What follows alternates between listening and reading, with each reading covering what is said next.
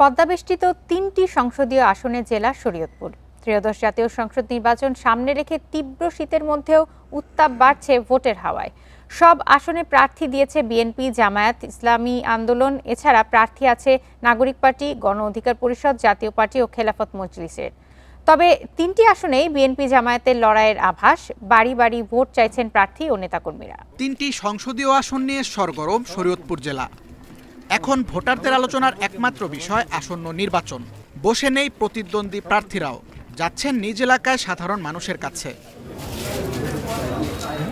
চলছে কথার লড়াই। বিজলি কেবলসের স্কিন কোটেড ইনসুলেশন আগুন প্রতিরোধী। বিজলি কেবলস, নিরাপদ আজীবন।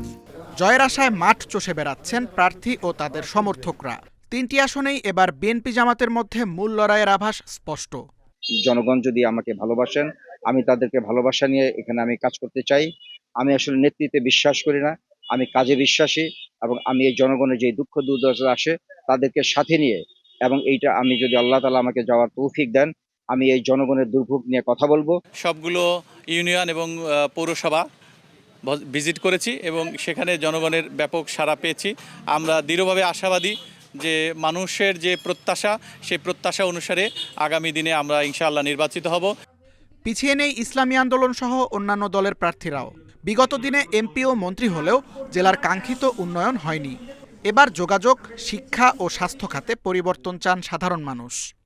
শরীয়তপুরে বিগত দিনে যত নির্বাচন হয়েছে, যত এমপি হয়েছে, আমরা শরীয়তপুরে কোনো উন্নয়নের ছোঁয়া পাই নাই। শরীয়তপুরে চাই যেন আমাদের সুখ দুঃখে থাকবে এবং শরীয়তপুরের রাস্তাঘাট, কালভার্ট সুন্দর করে শিক্ষা পরিবেশ উন্নয়ন করবে। জনগণের সুখ দুঃখ বুঝবে, চেয়ারম্যানদেরকে দিক নির্দেশনা দেবে, বিজেপ কার্ডগুলি যাতে গরিব মানুষ, অসহায় এই লোকগুলোর মাঝে পায়। শরীয়তপুরের ৩টি আসনে মোট ভোটার সংখ্যা ১১,৫০,৬০০ জন। এর মধ্যে নারী ভোটার ৫,৫৩,২০৬ জন। Independent news.